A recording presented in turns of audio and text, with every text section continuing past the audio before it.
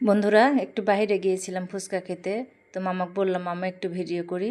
তো মামা বলল করেন, আমাকেও ভিডিও করেন, আমাকেও ভাইরাল করে দিয়েন, এরকম করে মামা বলতেছে। তো বন্ধুরা ভিডিওটি একটু দেখেন। আসসালামু আলাইকুম বন্ধুরা, কেমন আছেন সবাই? তো ওনারা অনেক পরিষ্কারভাবে কাজগুলো করতেছিল, খেতেও অনেক মজা ছিল, অনেক সুন্দর করে বানাচ্ছে ফুচকা।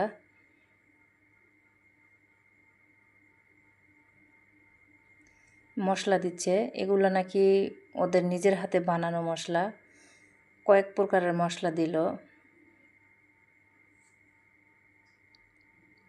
অনেক যত্ন সহকারে বানাচ্ছিল ফুচকা।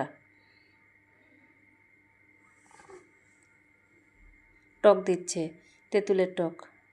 টক ছাড়া তো আর ফুচকা জমে না, তাই না বন্ধুরা? এই তো ফুচকা বানানো রেডি, এখন পরিবেশন করে দিবে আমাদের।